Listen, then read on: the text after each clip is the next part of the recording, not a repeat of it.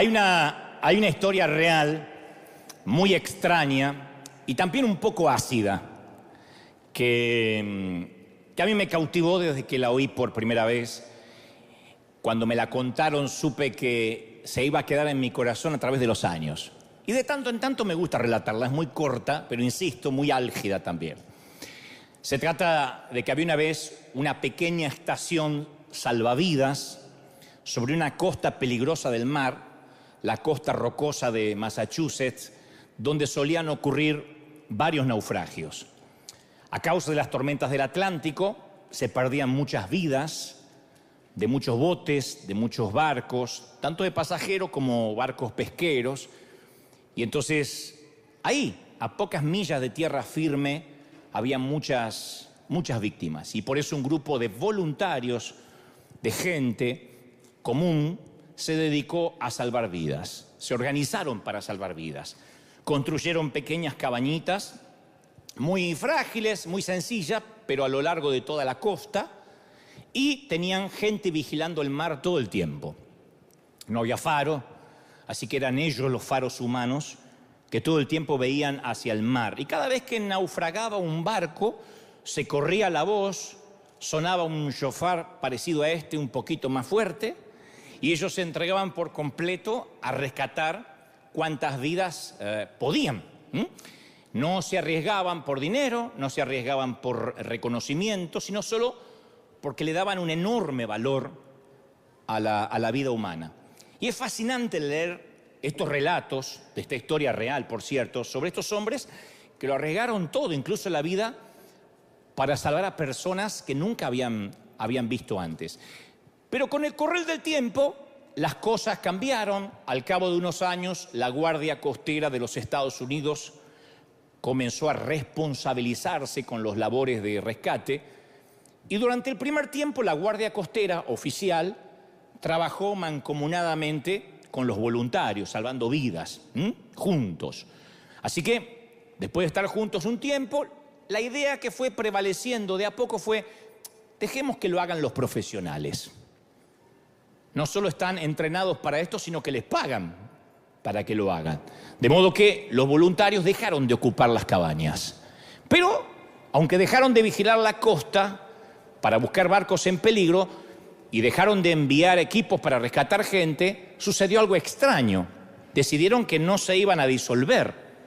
Se negaron a desintegrarse. Ya no rescataban vidas, porque lo dejaron, insisto, en manos de la Guardia Costera. Pero a partir de ese entonces tampoco se desintegraron, se reunían de tanto en tanto, 2, 3 veces a la semana para cenar, disfrutaban estar juntos, al cabo se habían conocido trabajando, jugaban a las cartas, tomaban whisky, fumaban algunos habanos, pero cada vez menos miembros estaban interesados en ir al mar en misiones salvavidas. Ya no se reunían para eso.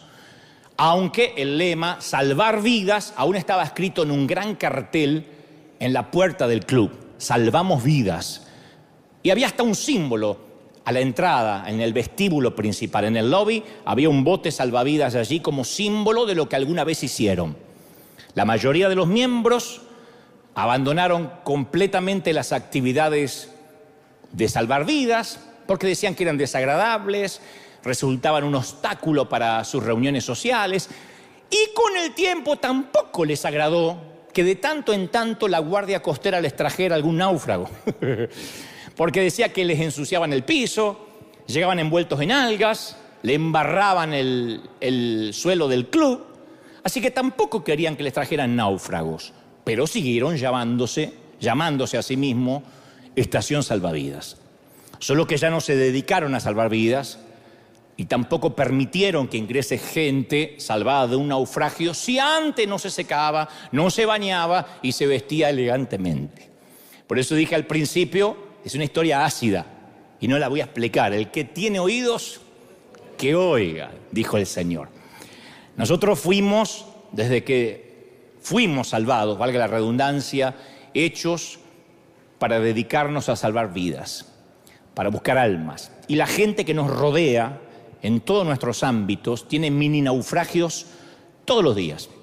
Una amiga a la cual despiden del empleo y no tiene cómo mantener a sus hijos, un hijo en la escuela que sufre bullying o tiene malas notas en el colegio, una esposa que está desalentada con su matrimonio, siente que no la aman, que no la protegen, que no la dignifican, un amigo que se endeudó más de la cuenta, alguien que se enamoró de quien no debía. La mayor parte del tiempo, los salvavidas que podemos ofrecer nosotros son palabras. Es la palabra de Dios. Toda palabra que digamos tiene poder para darle un poco de vida a la gente, para darle un poco de ánimo, de energía, para sanar su espíritu, o podemos destruir más su espíritu todavía, podemos destruir más todavía su estima.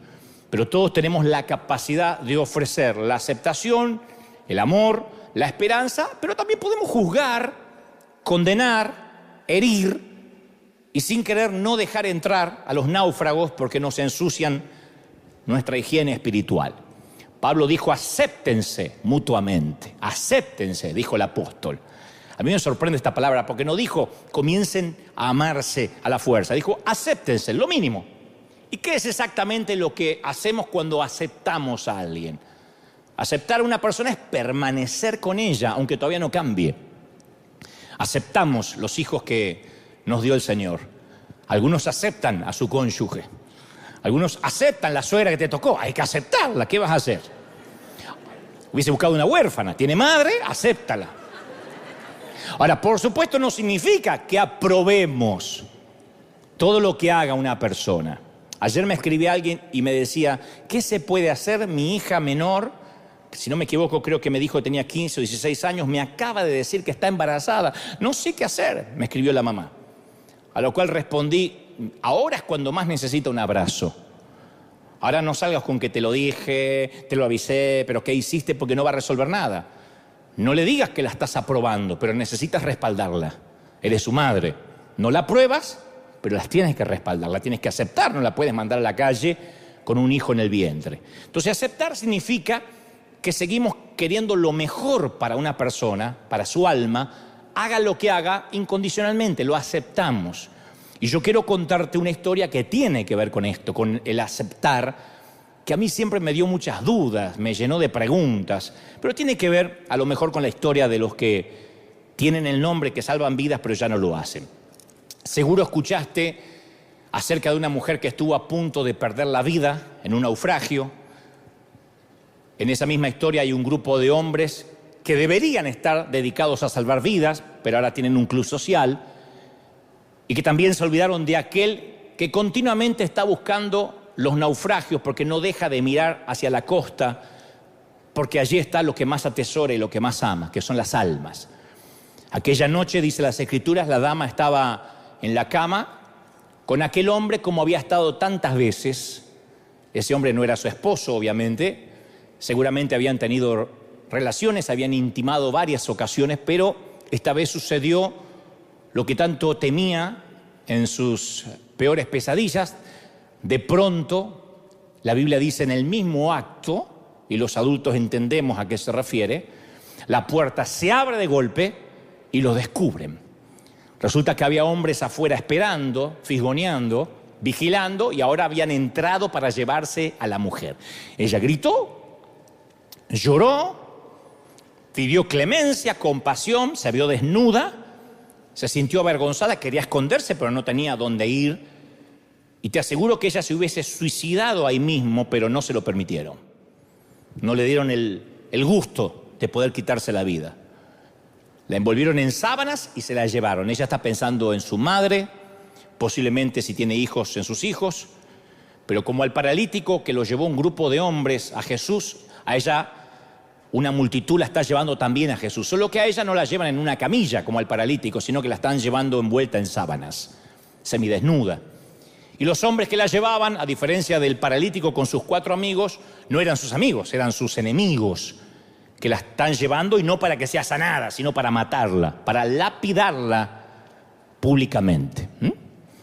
Y Jesús se acercaba a la multitud, siempre para enseñarles, y cuando les estaba enseñando en aquellos días, la forma que un rabí indicaba que comenzaba el mensaje era el momento que les decía, ahora empieza la enseñanza formal. Era el momento que él literalmente se sentaba. Y todo el que quería escuchar se mantenía de pie. Todos podían verlo y él se sentaba. Cuando él se sentaba así en el piso, era que empezaba la enseñanza formal. Por eso él podía estar horas hablando. A mí me encanta la idea. Todo de pie y yo sentadito. Y no sé por qué, pero hoy siento aplicar 4 horas. El Señor me... Aquellos hombres, Jesús está sentado ahí en el suelo porque empieza la enseñanza formal y aquellos hombres estaban dispuestos a humillar a la mujer en público, ¿no? Porque francamente, además de la mujer, es a Jesús que andan buscando. El texto dice que estaban buscando algo en lo cual pudieran acusarlo, a Jesús. Estaban buscando de ponerlo entre la espada y la pared. Así que acusaron a la mujer con la intención de hacerlo quedar mal y reunir evidencias en contra de Jesús. Maestro, dice la palabra que le dijeron. Le dijeron maestro, como si lo estuvieran honrando. Tenemos que aprender que si alguien se acerca a ti con una pregunta trampa y si te quiere dejar en evidencia, siempre se va a hacer el espiritual, siempre. Te va a decir, pastor, con todo respeto. Y seguido te tira la carga de veneno, ¿no? Siempre es con todo respeto. Pero me parece que eso es un show, más que una iglesia.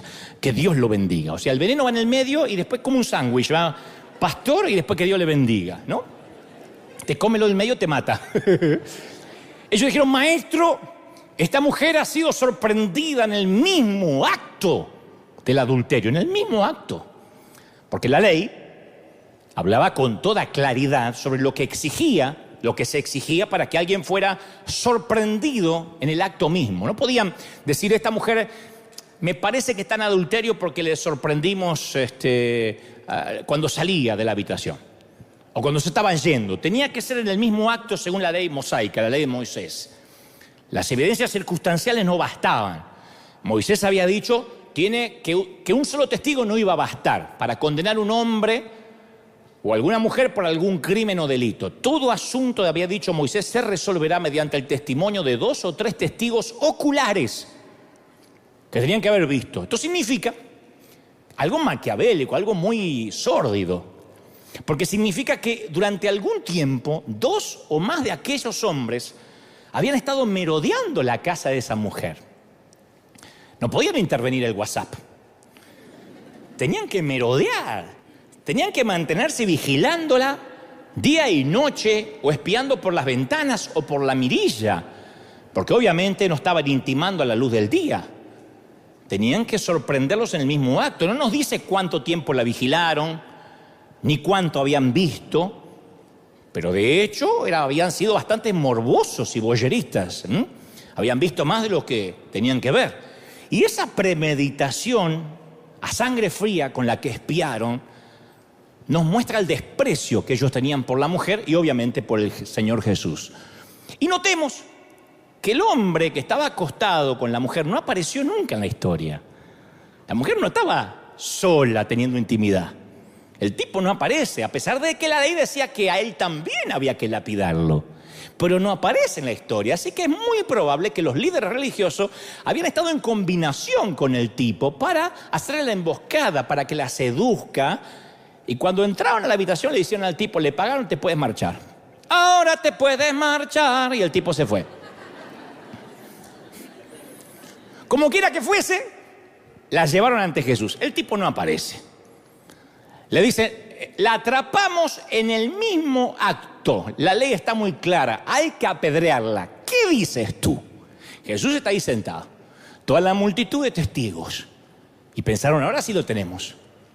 Si le tiene misericordia a la mujer, si le tiene misericordia a la dama, lo acusamos de no cumplir la ley de Moisés y ponerse en contra de la ley, por consecuencia no es un rabino.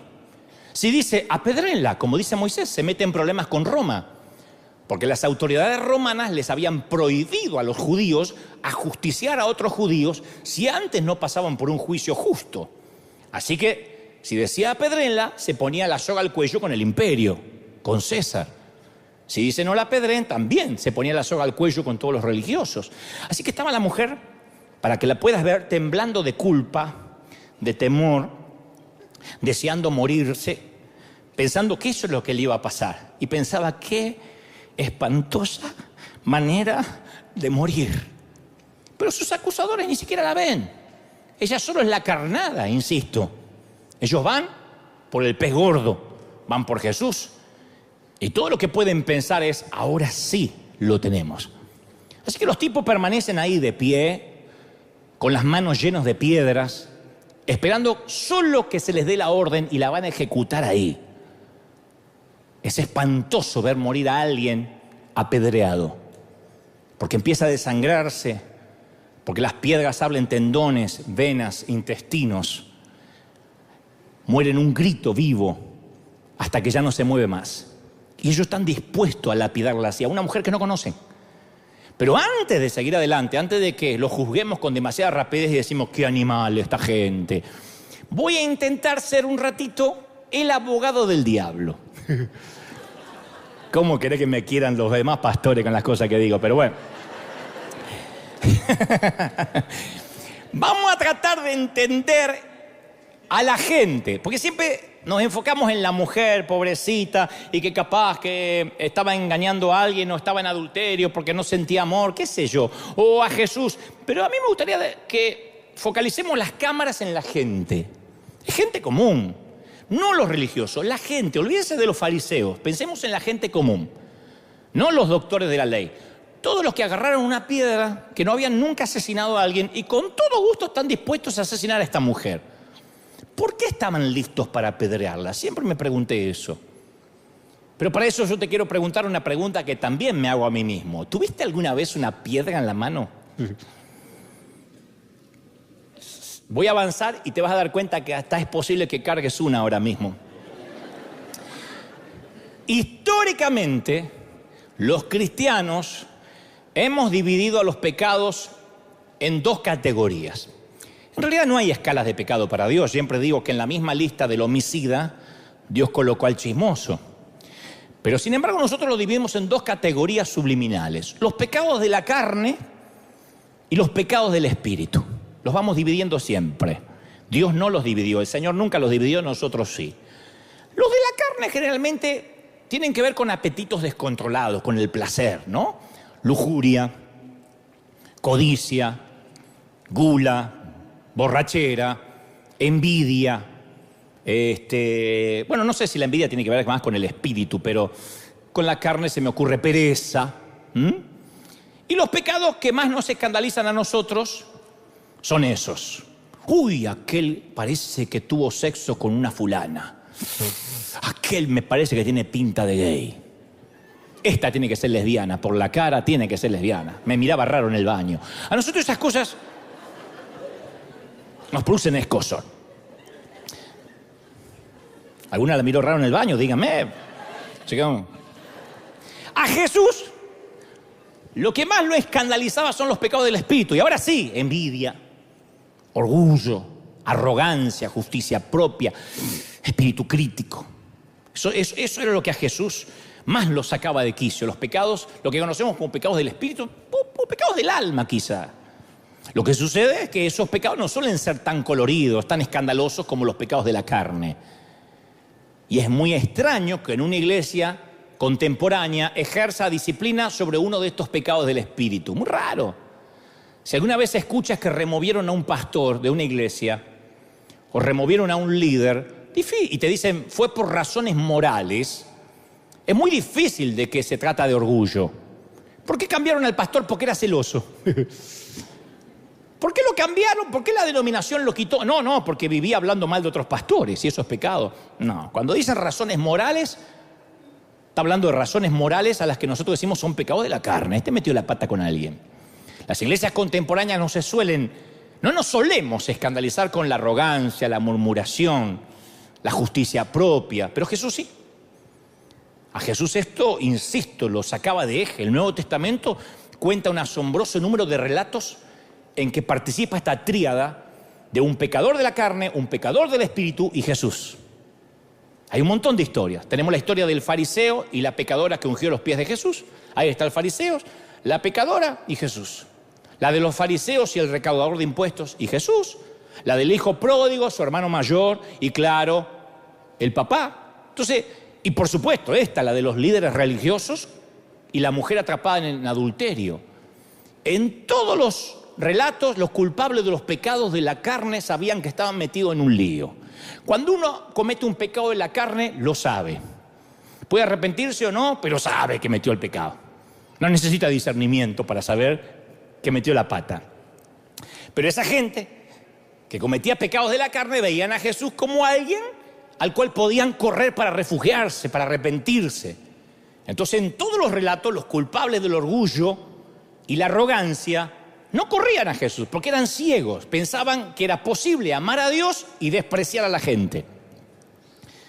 Pensaban que era posible, insisto, amar a Dios y odiar o aborrecer a la gente. En realidad se creían modelos de madurez espiritual. ¿Por qué evitaban los pecados de la carne? Bueno, yo soy fiel, no ando mirando mujeres que no son la mía, pensaban, yo no miro pornografía, así que no tengo esos pecados groseros. Ahora, no tenían ni idea que su pecado anulaba la capacidad para amar, lo cual hace que los pecados del espíritu sean más peligrosos y destructores inclusive que los pecados de la carne. Y los pecados de la carne son malos porque tienen que ver con el placer carnal, el placer de la carne. Pero los peores placeres también son espirituales. El placer de hallar la falta en el otro, el placer de ver inferiores a los demás, el placer de tener poder y maltratar, el placer del odio. Por eso es que el que se cree a lo mejor guardador de una sana doctrina podría estar muchísimo más cerca del infierno que una prostituta. Ahora es cuando nadie dice amén, quedan todos mirando, yo sé. Y yo me pregunto, volviendo a la gente que tiene piedras en la mano, pero ahora me voy a detener un poco en los maestros de la ley. Me pregunto si aquellos maestros de la ley comenzaron cuando jóvenes con una vida de servicio y tenían un corazón amable. Yo creo que toda esa gente se alistó para servir porque amaban a Dios. Yo estoy convencido que comenzaron a servir de jóvenes porque les impulsaba a servir el amor por la gente. Pero como esta estación salvavidas que les conté al principio, algo les empezó a cambiar en el corazón. No sé, tal vez cuando aprendieron mucho las escrituras, ahí se llenaron de orgullo, porque a veces el saber mucho y no aplicarlo nos puede llenar el corazón de pedantería. O quizás todos los esfuerzos por guardar la doctrina les llenaron de desdén hacia los demás. Pensaron que los demás que no guardaban la doctrina eran gente de menor categoría, que a veces lo pensamos, menos santos que ellos. O tal vez tenían dones y todos sus dones los llenaron de intolerancia hacia los más débiles. Yo tengo un don, vos no lo tenés, entonces te desprecio. Todo su poder espiritual lo llenaron de menosprecio hacia los demás. Y a lo mejor se volvieron esclavos de un corazón insensible, apático, como se puede volver un adicto a la cocaína, esclavo, ¿no? Y lo irónico de los pecados del espíritu es que sus portadores no tienen idea que son portadores de ese virus. No tienen idea. Como en teoría guardan la doctrina, como en teoría no cometen pecados de la carne, son pecadores asintomáticos.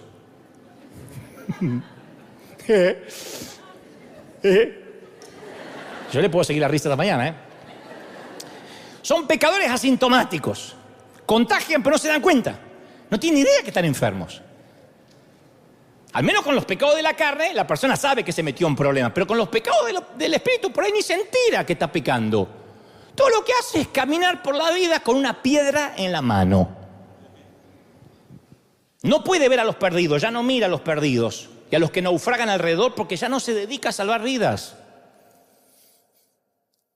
Hace un ratito, antes de salir al aire, al resto del mundo, yo les mostré un video donde les contaba, a raíz de este video, que vamos a tratar de llenar la arena con gente inconversa. Si la gente tiene el corazón incorrecto, dice, no, va a venir toda esa gentuza acá, y entonces esto no era un lugar de santidad. Claro, porque cuando uno se olvida de salvar vidas, uno empieza a preguntar, ¿y esto en qué me edifica? ¿Qué es la manera de disfrazar con espiritualidad?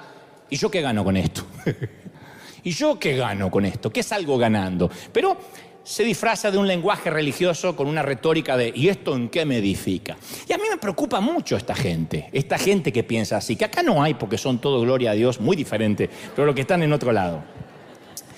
Que cada vez son más los que no pueden ver al inconverso y al que se pierde. Cada vez son más y mutan en nuevas cepas.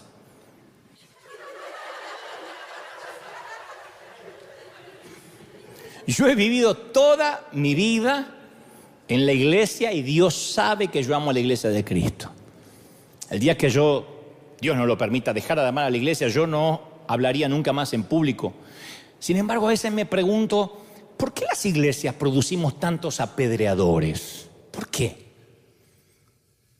Yo pienso que la iglesia de la que formé parte por muchos años, cuando yo era chico y adolescente, había muchas personas apáticas, frías. Yo no me recuerdo haber gente que danzaba, ni reía. Tenían muy poca capacidad para el gozo. Muy poca capacidad. No íbamos a gozar más allá del sol. De este lado del sol estábamos todos amargados. Pero había una cosa que sí disfrutaban, que era juzgar la inmoralidad espiritual de los demás. Eso lo disfrutaban. Los disfrutábamos, porque yo era parte también. Los hijos de alguien hacían algo insensato, recogíamos una piedra. El matrimonio de alguien no funcionaba, recogíamos una piedra. La teníamos ahí por las dudas. El ministro de música escogía la canción equivocada o los músicos tocaban demasiado fuerte, más piedras. Alguien se pasaba de la raya, violaba un código moral o tenía un problema, entonces se corría la voz. Pueblo chico, infierno grande, dicen por ahí. Entonces la gente recogía piedras. Lo cierto es que esperábamos apedrear con ganas, ¿no? Nunca se hace esto abiertamente. Sucede así. En una iglesia se enteran de que un matrimonio anda mal. Matrimonio de la iglesia. Y van camino al divorcio. No es que vienen divorciados. Están en la iglesia, se casaron por iglesia, pero se llevan como perro y gato y se están por divorciar. Y se corre el rumor. Entonces hay otras mujeres que hablan del tema. Ay, ¿te enteraste? Ay, que a mí me duele el corazón. Yo pienso en los chiquitos, yo pienso en los hijos. Mira, pienso en los hijos y me da una cosa. Ay, cómo fueron capaces esos nenes. Pero por dentro está pensando unas palabras que no va a decir nunca. Nunca me gustó ese matrimonio. Yo siempre noté que no eran el uno para el otro. No había como conexión ahí. Seguro que ella era una loca que lo volvía loco al pobre condenado. Otra dice, no, seguro que la engañaba hace rato. Entonces, debajo de la superficie hay unos sentimientos disfrazados y una superioridad moral de ser nosotros uno de los matrimonios fieles, que nos casamos ante Dios para toda la vida. O sea, son piedras pulidas, pero matan igual. Lastiman igual. Laceran igual. Entonces, ¿por qué será que en los tiempos antiguos mujeres como esta corrían hacia Jesús, mientras que hoy suelen huir de nosotros sus seguidores? ¿Cómo sería una iglesia? No hay un solo día, de verdad, que no lo piense. ¿Cómo sería una iglesia si no hubiera nadie dispuesto a recoger una piedra nunca? Nos guste o no nos guste lo que veamos. Sigo intentando ser el abogado del diablo para tratar de entender por qué toda esta gente tiene una piedra en la mano. Porque rápido tenían una piedra, estaban dispuestos a que le den la orden, con Jesús ahí. Bueno, me imagino que tal vez la querían apedrear porque esta era la típica mujer difícil de amar. Esas mujeres que a veces suelen ser una amenaza para otras. No sé, imagino, demasiado sensual, atractiva más de lo debido. La típica roba maridos. También es bobo el que se deja robar, por cierto, ¿no? Ahora, yo te voy a confesar algo. Desde que yo era pequeño, siempre hubo 3 palabras que yo detestaba más que cualquier otra. Las cosas que venían con un letrero que decía fácil de armar. No sé si es por mi incapacidad motora. Yo tengo una incapacidad motriz fina muy compleja. Me cuesta mucho destapar algo. Lo que es chiquitito me cuesta, a pesar de que dibujo, pero me cuesta. Pero cuando algo decía fácil para armar, yo podía hasta 3 meses.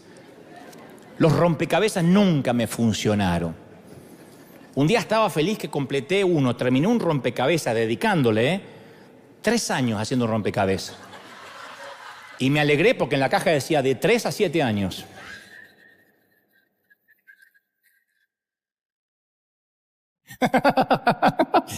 Así que lo hice rápido. Lo hice en el mínimo. Después me dijeron que no era la cantidad de tiempo, sino la edad. Pero bueno. Pero nunca eran fáciles de armar, nunca. La pestaña A nunca me encajó con la ranura B, nunca. Por eso para mí, dicen que cada uno se imagina el infierno como quiere. Para mí el infierno es como Ikea. No tengo base bíblica para esto, pero es como Ikea. Una vez compramos un juego completo de living, de sala, y cuando fui a retirarlo era una cajita así. Le digo, ¿y el juego es living? Ármelo, me dice. Todavía está la caja tirada ahí, yo no puedo armar eso.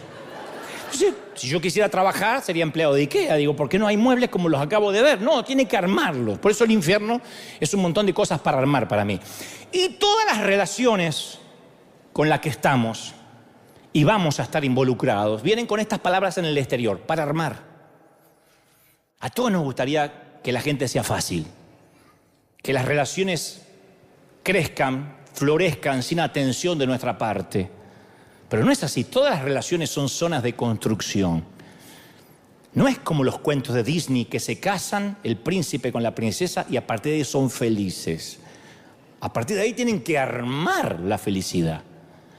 Si formas parte de una familia, una amistad, una organización o una iglesia, gestionamos lo que se conoce la economía emocional. Que yo hablé mucho de esto. Las emociones son más contagiosas que la gripe. Hay gente que te contagia la alegría y hay gente que te drena la alegría. Esto es cierto hasta entre las personas y los animales. De allí que muchos eligen los distintos tipos de mascotas, por lo que esas mascotas brindan emocionalmente al ser humano. Hay animales domésticos que brindan más emoción positiva que otros. En eso consiste la diferencia entre los perros y los gatos, que yo te lo conté una vez. Un perro, si pudiera hablar, diría: mi amo me quiere, me alimenta, me da un techo, me cuida. Mi amo tiene que ser un Dios. Y te mueve la cola y te hace fiesta cuando llegas. El gato dice: mi amo me quiere, me alimenta, me da un techo, me cuida. Yo debo ser un Dios. Y en la vida tenemos gente que piensa como el perro y gente que piensa como el gato. Pueden mirar así acostado, ¿eh? Que te tocó.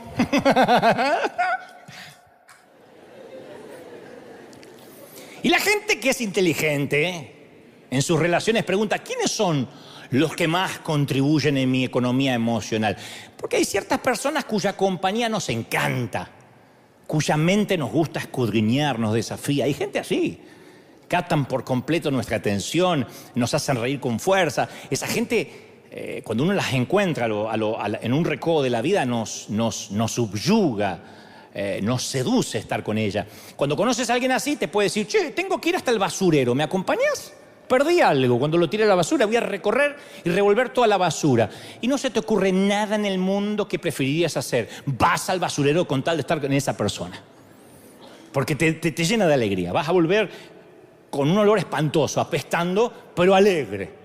De la misma manera, si una persona tiene alma de gato y te drena, te puede ofrecer pagarte una cena cara y después llevarte a ver una gran película, un espectáculo teatral, y tu mejor plan es quedarte en casa para ver cómo se endurece la gelatina. Decir: no me muevo, no, tengo que quedarme en casa, justo hice gelatina y tengo que ver cómo se endurece. No.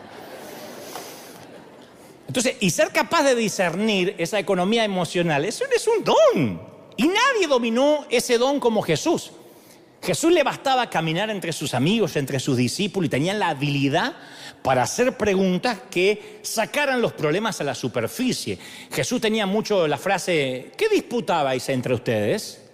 Entraba en una habitación y dice: ¿qué disputabais entre vosotros? Porque estaban discutiendo y él podía percibir la atmósfera. Entonces a lo mejor nos preguntamos: ¿cuándo va a llegar el día en que la gente que nos rodea va a ser lo suficientemente madura, sana, normal para que no nos amargue el día? Nunca. La gente que conoces nunca va a ser santo ni normal, y tú tampoco lo eres. Todos somos santos hasta que nos conocen. Hasta que saben quiénes somos, todos somos santos. Hasta que un día nos sacan la moneda. Ahora, de igual modo, cuando logramos conocer a alguien, en lugar de pensar que es como nosotros o que es diferente, nosotros por las dudas tomamos una piedra. Murmuramos, criticamos, nos desahogamos en familia. No es que critiqué, me desahogué en familia. El escritor de Proverbios expresa, dice, el que mucho habla, mucho yerra. Y el que es sabio refrena su lengua. O sea que hay una correlación directa entre el número de palabras que decimos y el número de pecados que cometemos por día. O sea que una de las formas más sencillas de disminuir nuestros pecados es dejar de hablar. Como dijo la apóstola Shakira, ciega, sorda y muda. Se dice que hablamos un promedio de 10.000 palabras diarias. Las mujeres un poquito más. ¿Cuántos pecados estarán envueltos en 10.000 palabras diarias? Y mentir no es solo una de las maneras del pecado verbal, ¿eh? Agreguemos la murmuración, la difamación, la ira, el alarde, los halagos desmedidos, las promesas sin cumplir. La pila se va haciendo cada vez más alta. Así que vamos a calcular el cociente del pecado en 1.000 diarios. 10.000 palabras, 1.000 son pecados. Esto nos daría una proporción de 10 palabras por pecado. Sí. Si habláramos la mitad de lo que hablamos, descendería el factor del pecado. Si habláramos 9 palabras o menos por día, 9 palabras o menos, seríamos santos. Había un monje que hizo un pacto de silencio. Solo podía decir 2 palabras cada 10 años. 2 palabras. Tenías que pensar 10 años las 2 palabras. Así que llegó al claustro. A los 10 años lo manda a llamar el superior y le dice, hoy es el turno de sus 2 palabras. Y él dice, cama dura. Se va otros 10 años. A los 10 años dice, es el turno de sus 2 palabras. Dice, comida fría. Pasan otros 10 años, lleva 30. Y sus 2 palabras dice, me voy.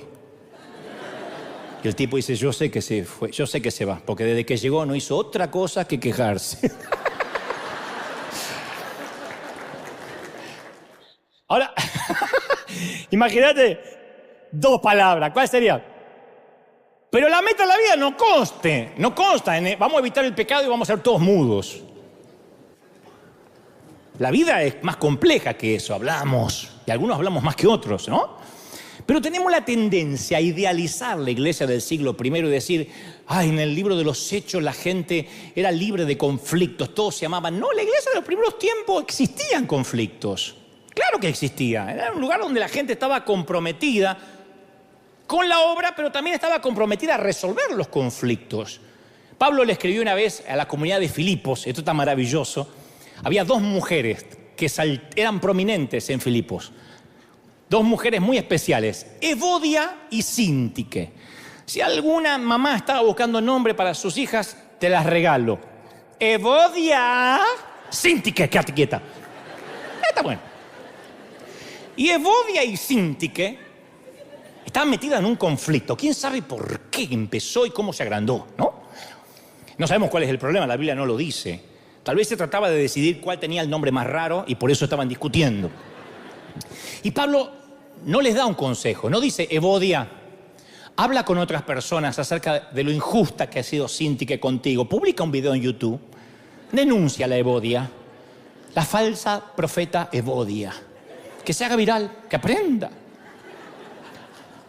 Síntique comenta con detalle los defectos de carácter, las neurosis de Evodia, para que la mujer esta sea más inteligente. Tampoco dice Síntique, cuéntale a 3 o 4 amigas, 3 o 4, comparte esto, porque hace bien compartir lo mal que estuvo Evodia contigo. No es que murmure, pero compártelo para que tú puedas reforzar tus sentimientos de mártir y te sientas bien. No, en lugar de hacer eso, Pablo les dice ardientemente, les ruego que resuelvan este conflicto de manera directa, que sean de un mismo sentir. No le dice que sean iguales, que sientan lo mismo. No le dicen que sean uniformes, que se unan, que lleguen a la unanimidad. Les ruego. Es asombroso que después las elogia a las mujeres. Dicen, ustedes han luchado, Evodia y Síntique, a mi lado, en la obra del Evangelio. Es uno de los mejores elogios que Pablo podía dar, porque Pablo no era de regalar elogios, ¿eh? Y les dice, sus nombres están escritos en el libro de la vida. Evodia y Síntique, cuando lleguen, búsquenlo, ahí están. O sea, le está diciendo que tengan un conflicto con la gente, no las rebaja para mí. La prueba de la espiritualidad no es la ausencia de conflicto. Yo me llevo mal con la gente y por eso no soy espiritual. No, eso no va a desaparecer hasta que muramos. La prueba es la manera en que manejamos los conflictos. La prueba de la espiritualidad es si agarramos piedras o no agarramos piedras. Los conflictos van a estar siempre porque somos gente y la gente somos complejas. Somos un organismo vivo. ¿Cómo no va a haber problema en una iglesia? Lo que es optativo son los resentimientos y el rencor. Eso es optativo, es opcional. Los problemas surgen cuando hablamos con otra persona del conflicto en lugar de ir directamente a la persona involucrada. Así que en lugar de ir a Sintique, Evodia, imagínate que va otra persona. Ay, ¿sabes lo que me hizo la Sinti? La Sinti, esa es chusma, se pisa la lengua. Sinti que se entera. Ay, ¿sabes lo que dijo Evodia de mí? ¿Qué dijo la Evo? ¿Qué dijo? Mira, no digas que yo te lo conté. Muere acá. Que esa es la clásica de las mujeres. Muere acá. Pero las mujeres tienen poder de resurrección. ¿O no? Bueno, no todas. Fueron las primeras en ir a la tumba. Y le dijo el ángel, ¿por qué buscan al que está muerto? Y ellas resucitan todo. Aún lo que prometieron que moría ahí. Y en lugar de haber dos personas tratando de resolver un acuerdo sincero, ahora tenemos dos grupos involucrados. Las que siguen a Evodia y las que siguen a Sintique. Entonces uno de los grandes mitos es, pero yo necesito desahogarme. Eso me ayuda a estar menos enojado. Yo sé que hablar de lo que nos hace sentir mejor. Para eso están los amigos, los pastores, los terapeutas y los chusmas. Pero no se reduce la emoción hablándola, sino que se vuelve a agitar, a revivir. Piensa que cuando uno dice, no sabe lo que me hizo, pero ya me olvidé, fue hace 3 años, yo ya lo perdoné. ¿Y cómo fue? Mira, llego y lo encuentro al desgraciado con esa loca. Vuelve otra vez. La excitación emocional. Y te sientes tan enojado como cuando te enfureció, cuando lo descubriste. Más lo cuentas, más fuerza le das a lo que pasó. Más fuerzas. Esto no significa que nunca hay que hablar de nuestro enojo, pero si vamos a involucrar a una tercera persona, que sea porque nos va a ayudar a reconciliar, no a agrandar el fuego. Hay gente que colabora con el arca y otros que ayudan con el diluvio. Por eso nuestro liderazgo sabe aquí que en la iglesia, en River, las quejas siempre suben, nunca bajan. Acá las quejas no sirven que bajen. Que un líder se queje con un miembro de la iglesia no sirve, no resuelve nada, agranda el chisme. Quien está abajo no va a resolver tus problemas, tienes que hacer que las quejas suban. Como dijo alguna vez el personaje de Tom Hanks en la película Rescatando al Soldado Ryan. El soldado le dice, coronel, usted nunca se cansa de esta misión. Y él dice, señor, esto es una cadena de mando y va hacia arriba, no hacia abajo. Usted, soldado, se queja conmigo y yo me quejo con mi superior y así sucesivamente. Yo no me quejaría a usted ni delante de usted. Tampoco discutiría con usted algo que está por encima de su paga. El colmo de la ironía es que existen muy pocas organizaciones y familias en el mundo donde haya habido más peleas y más divisiones que en la Iglesia de Cristo. Hay más de 30.000 denominaciones y todas son producto de una división, de una hostilidad. El alejamiento de personas que afirmaban seguir a Jesús. Pero vamos a nuestra historia, para no robarle más tiempo. Vamos a nuestra historia. Ahí estaban los apedreadores, la mujer, más o menos ya entendimos por qué tienen piedras en la mano, porque son parecidos a nosotros. La mujer esperando la muerte, sus jueces con piedras en las manos, Jesús ahí. Los apedreadores insisten, ¿qué dices? Entonces Jesús hace algo curioso. Se inclina y comienza a escribir en la arena. Famoso momento donde Jesús escribe en la arena. Es irónico que es la única vez en los evangelios que muestran a Jesús escribiendo. No lo hizo en papel, no lo hizo en papiro, no dejó ningún escrito propio. Si alguna vez escribió, lo hizo donde las palabras se las lleva el viento de manera literal. Escribir en la arena es lo más efímero que existe. Y este acto de ponerse a escribir molesta a los apedreadores, porque le están hablando y el tipo está escribiendo. Es una conducta extraña de Jesús. Los apedreadores pierden la paciencia y le dicen, tú eres el rabí. Lo presionan. Tú eres el rabí, dinos qué hacer. ¿Qué dices? Y Jesús dice, apedréenla. Es lo que dice la ley. Solo que hay una condición, una regla. Que tire la primera piedra el que esté libre de pecado, el que no haya pecado aquí. Y ahí empieza a escribir. ¿Qué estaba escribiendo? Hay una fascinante idea que data del siglo V, que yo adhiero totalmente, me encanta. Que él estaba escribiendo los nombres de los pecados cometidos por los líderes de ese grupo. Empezó a escribir, por ejemplo, alguien aquí, que aún no diré quién es, se quedó mirando por la ventana mientras tenían sexo más tiempo del necesario para reunir evidencias. Y uno por uno empieza a escribir los pecados de todos. Aquí mismo, un guardador, sin nombres todavía, un guardador de la sana doctrina, con piedra en la mano, vive bajando la mirada con cada trasero femenino que pasa. Se los conoce a todos y los podría hasta dibujar.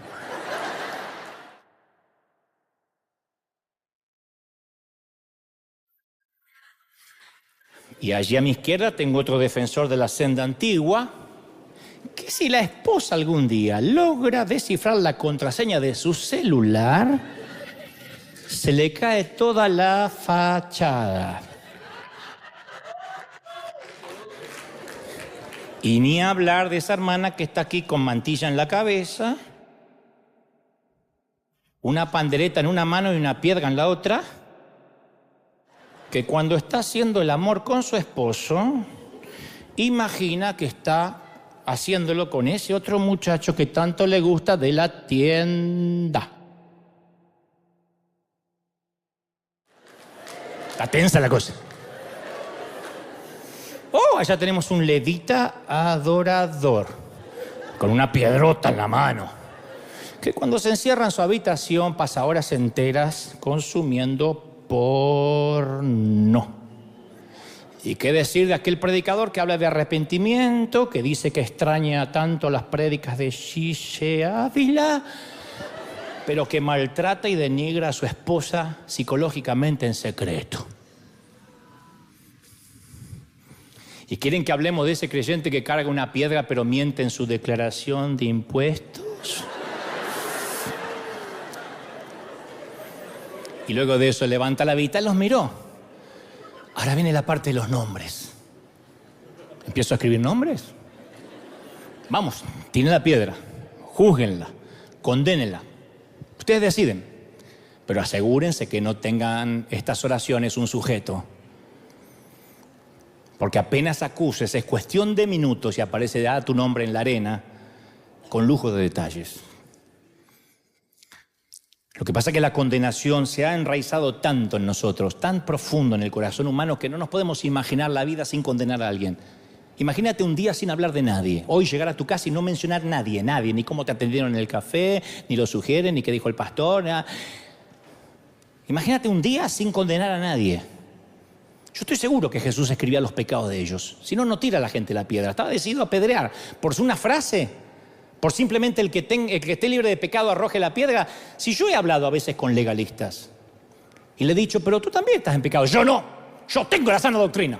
Y hasta donde la mente me da soy santo. Y me han discutido. Y si tenía una piedra me la reventaba en la cabeza. Así que una frase no las hace cambiar. Pero la Biblia dice que él conocía los corazones y hasta lo que pensaban. Pero escribía en la arena, donde también era fácil borrarlos. Así que también le estaba otorgando gracia. Estaba escribiendo en la arena, no lo estaba escribiendo en un papel para que queden y mostrárselos. Se iba a borrar. Y entonces, alguien leyó lo que escribía Jesús y soltó la piedra. Después, más tarde, un segundo y un tercero. Se dice que empezaron por los más ancianos. Claro, los que más pecado tenían acumulados. Y en la comunidad de Jesús no había lugar para arrojar piedras, porque todos estamos demasiado quebrados y rotos. Y ellos habían querido dividir a los seres humanos en dos categorías, los pecadores como la mujer y los justos como ellos. Jesús reemplaza brillantemente de un golpe estas categorías y ahora hace otras nuevas. Pecadores que admiten ser pecadores y pecadores que fingen no ser pecadores. Pero todos estamos en el mismo barco. Mi pregunta es, ¿trajiste hoy piedras que necesitas soltar? Porque necesitamos darles a conocer a las personas que no tenemos piedras, especialmente aquellas que no nos agradan. El apóstol Pablo se limita a decir, no hay ninguna condenación para los que están unidos en Cristo Jesús. Y después dice, si Dios está de nuestra parte, ¿quién en nuestra contra? Yo no me voy a poner en contra de los que Jesús no condena. Así que yo te voy a preguntar otra vez, ¿trajimos piedras hoy que deberíamos soltar? Tal vez contra nuestros padres, contra un ex, contra un jefe, un compañero de trabajo, contra alguien que nos hirió. Y a veces llevamos tanto tiempo cargando esa piedra que ya no nos hacemos la idea de andar sin ella. Agarramos la bolsa, los lentes, la llave del auto y la piedra. Si sale el tema, lo hablamos. Si estuviste esparciendo chismes, tienes que soltar la piedra. Si tienes el corazón endurecido contra alguien, tienes que soltar la piedra.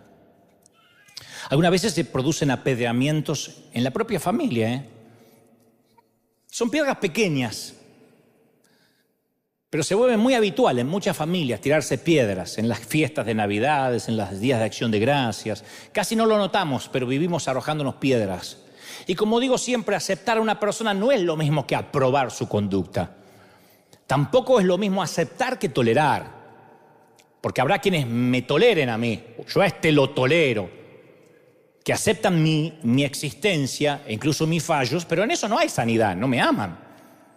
Ayer mismo, Dios no me deja mentir, alguien me escribió en las redes, Dante, yo no te odio, solo te aborrezco en el nombre del Señor. Le digo, me mataste con la frase, ¿cómo no te odio pero te aborrezco?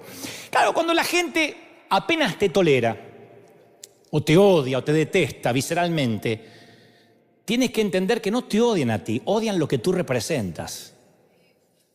Yo entendí que no me odian a mí, odian lo que yo represento. Para algunos yo represento las frustraciones de sus vidas, las cosas que algunas no pudieron lograr, lo que alguna vez soñaron y no pudieron. Entonces, en lugar de ellos darle gloria al Señor, como ellos no fueron bendecidos como tú o como yo, prefieren creer que lo que tienes te lo dio el diablo. A Jesús le decían, lo que haces está bien, no es un truco, es de verdad. Era ciego y ahora ve, pero por Belcebú lo haces. Es más fácil darle la gloria al demonio cuando nunca conociste la gloria de Dios. Si nunca en tu vida Dios te bendijo, es lógico que vas a creer que la bendición de otro le pertenece a Satanás. Y así calman su conciencia, odian lo que tú representas. Porque si representas el favor de Dios, hay mucha gente que queda mal parada porque no tiene tu favor. Y yo me rehusé hace muchos años a ser ofendido.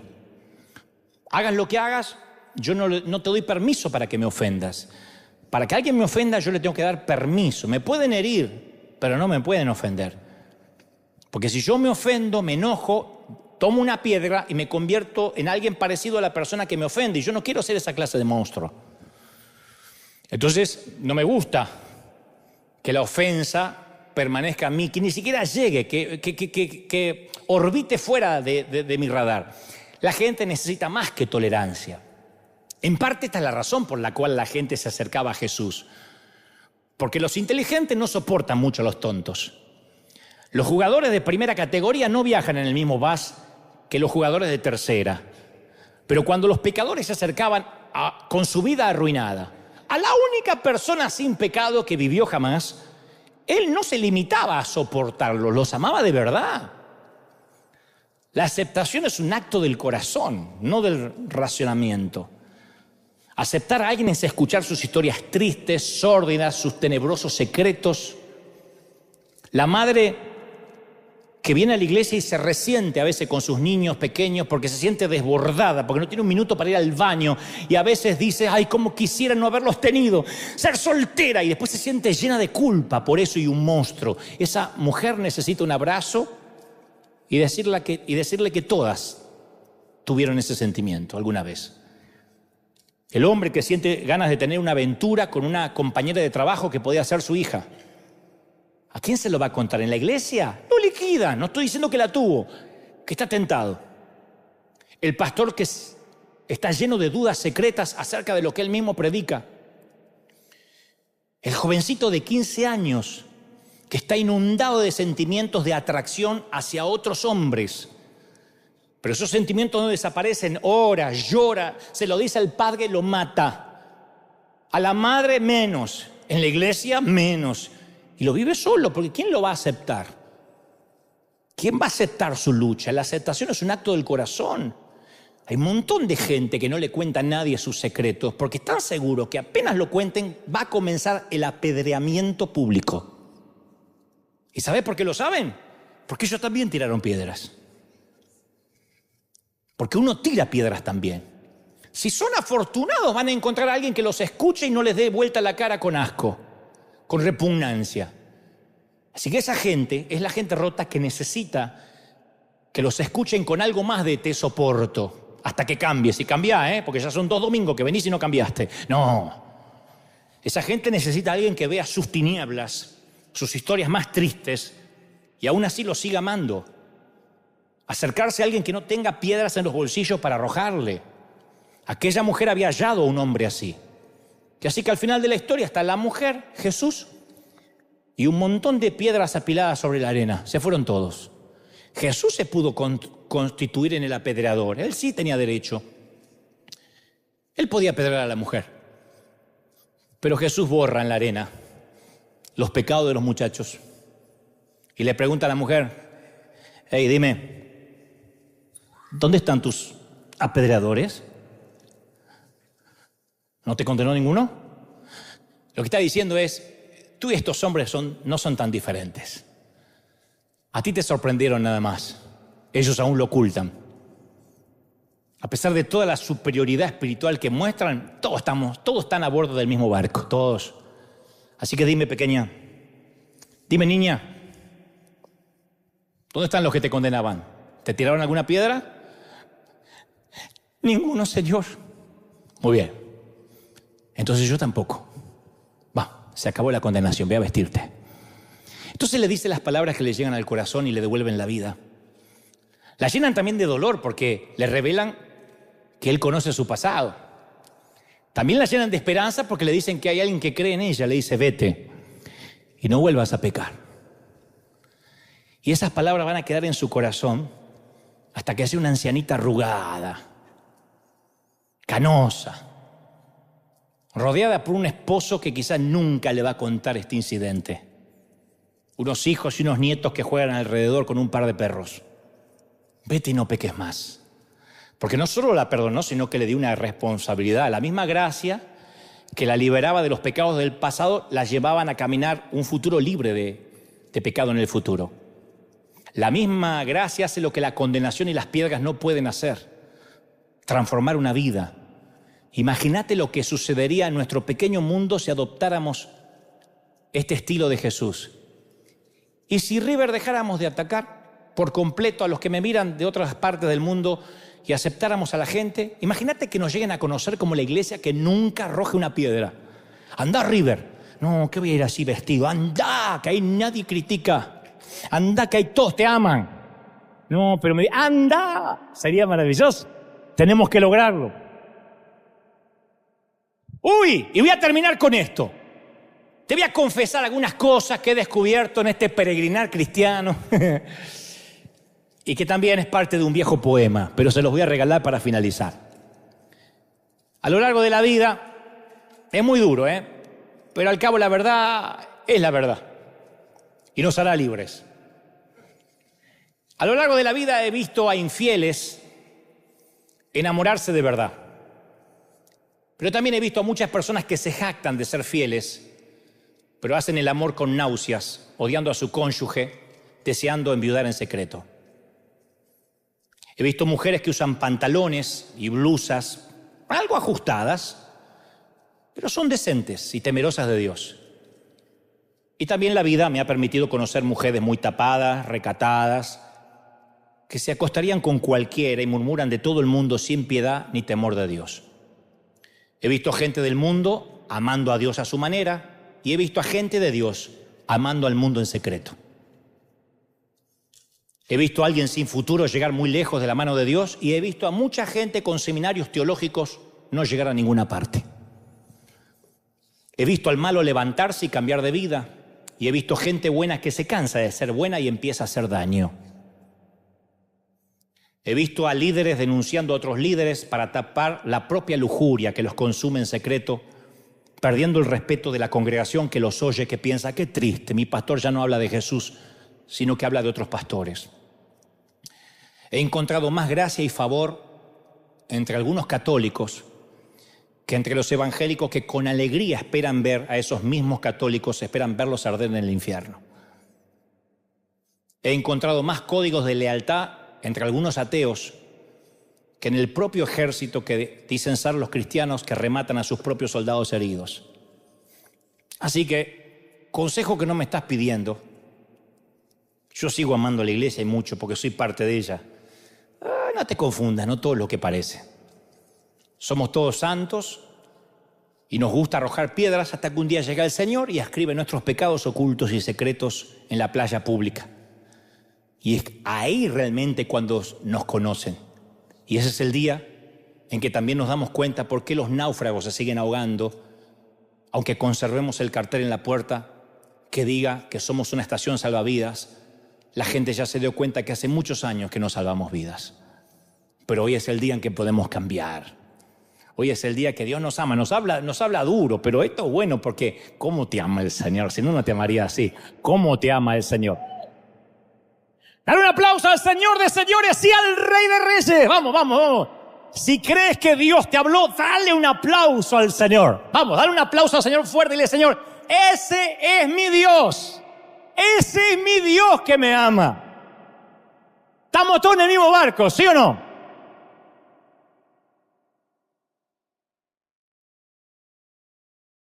Estamos todos en el mismo barco.